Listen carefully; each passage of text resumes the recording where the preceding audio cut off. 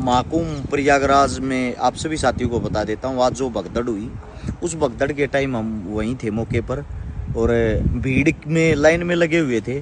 भगदड़ का सबसे पहले तो कारण ये था कि भगदड़ के दौरान जो हमारे आदमी हैं वे आपस में है ना इतने मतलब ऐसा काम कर रहे एक दूसरे को धक्का मुक्की भीड़ ज़्यादा होने के कारण जिस कारण वह भगदड़ हुई थी डिसबैलेंस हो गए। कुछ आदमी ऐसे हैं जो उड़े ज़मीन पर सोने लग रहे हैं, जो सोते हुए आदमी हैं वे ज़्यादातर कुछ ले गए।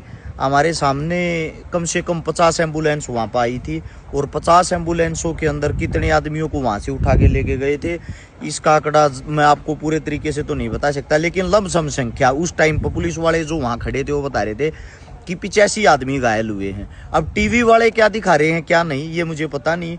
एक ही परिवार के 8 आदमी थे, 8 मगर मेरे हिसाब से 6 पूरे हो लिए थे और जो 2 आदमी थे वो सीरियसली रूपतः हॉस्पिटल के अंदर एडमिट थे।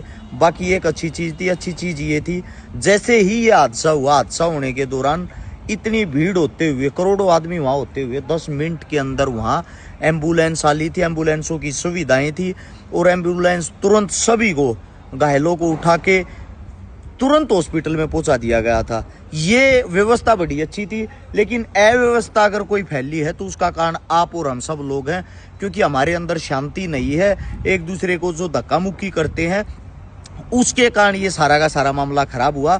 बाकी जो कुछ भी है यहाँ आप अखबारों में या टीवियों में देख रहे होंगे और सोच रहे होंगे ये हादसा कैसे हुआ, इसका कारण क्या है, इसकी सच्चाई यही है, भीड़ ज़्यादा है। भीड़ का कोई रूप नहीं होता। कोई भीड़ में जैसे ये गंगा का किनारा है इसके यहाँ पर भी आदमी सो रहे हैं, जो आदमी यहाँ पर भी सो रहे हैं ना उनको जब वो भीड़ आपस में धक्का मुक्की हुई तो डिसबैलेंस होकर उनके ऊपर गिर गई और सोए हुए जो आदमी थे उनको कुचल दिया गया। फिर एक दूसरे के ऊपर वो भगदड़ मच गई, भगदड़ में लोग डर गए, डरने के कारण वहां पर माहौल ज्यादा खराब हो गया। लमसम उस टाइम पे जहां पर हम भीड़ के अंदर खड़े थे, हादसा हमारे से मात्र अगर दूर होगा तो मुश्किल से मुश्किल होगा 20 मीटर दूर होगा, 20 मीटर दूर था। हमने वे चीजें आंखों से देखी थी। तो आप सभी साथियों को बता देता हूं, जो भी अपने परिवार के साथ आवे एक चीज का विशेष ध्यान रखा है, अपने बच्चों को घर पर छोड़ आओगे तो घना बढ़िया रहेगा, क्योंकि बच्चों को सांस लेने में दिक्कत होती है। एक जगह जाके तो ऐसी भीड़ हो जाती है, वो भीड़ इस प्रकार की होती है कि आप ना आगे हो पाते हो ना पीछे हो पाते हो। तो इसलिए आप सभी साथियों से मेरी विनती है अपने बच्चों का विशेष ध्यान रखें। हाँ, अगर आप लेडीजों को जो बुजुर्ग महिलाएं उनको लेके आते हैं उनका भी विशेष ध्यान रखें, कभी उनको भीड़ के अंदर धक्का मुक्की में चोट ना लग जाए। बाकी व्यवस्था जो है पुलिस प्रशासन की तरफ से वो एक नंबर की है।